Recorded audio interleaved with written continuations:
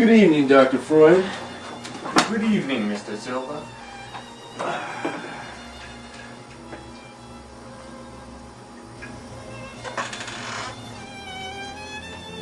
Mr. Freud, where are your socks and shoes? They're in my mind. Now, you are widely known for starting the psychological school of psychoanalysis.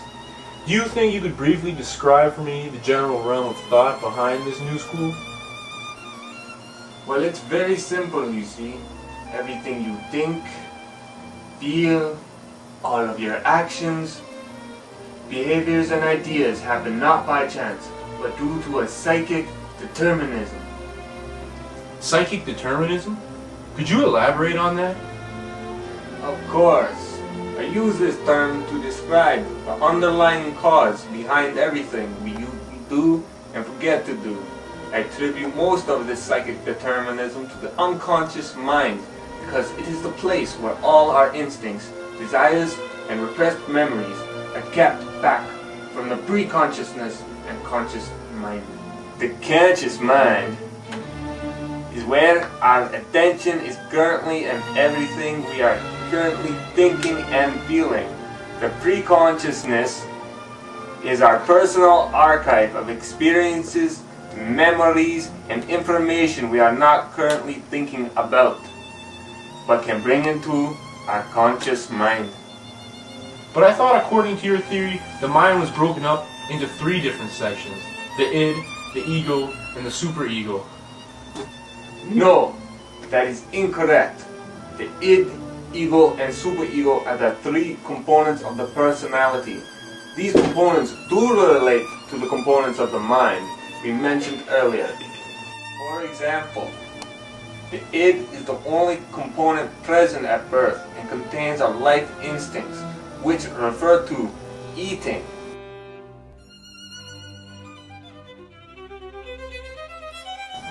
sleeping, drinking, our sexual instincts and death instincts, or the aggressive and impulsive part of our nature, all of which are mostly unconscious. And what exactly governs this primitive unconscious mind? Well, imagine a beast with no moral compass.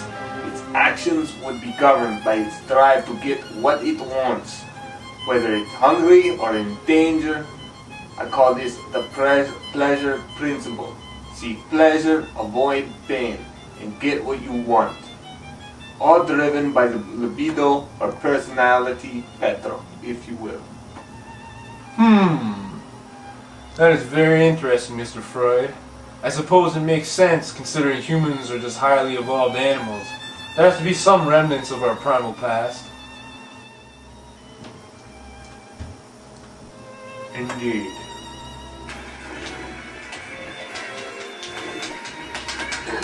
But how do you account for our ability to live in a cohesive society? Surely the beast of the id cannot do this alone. You are absolutely correct, Mr. Silva, because this is where the ego comes into play. The ego is the filter for the id and resides in our conscious. It is the logical, rational, and realistic part of our personality.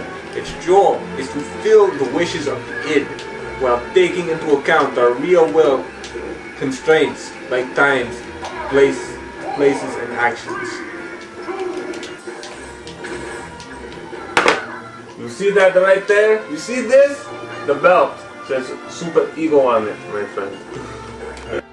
But just because something is logical doesn't mean it is right or just. Where does morality come into personality? At about the time you turn 5 or 6, this is when the superego has finished developing and has 2 parts, the conscious and the ego ideal.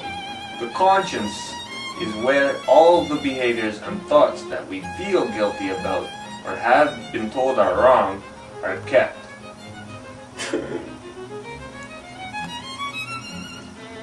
Send in the clown. The ego ideal is the exact opposite. It is where all the behaviors and thoughts for which we feel satisfaction for are kept.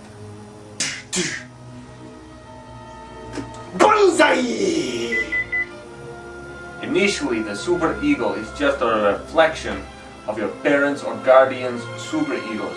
Over time, develop your sense of right and wrong. And what would you say is its main function? To limit how far the ego will bend for the id, of course. Indeed. Big ups, Dr. Freud. Booyakasha! You ready? Go. Banzai!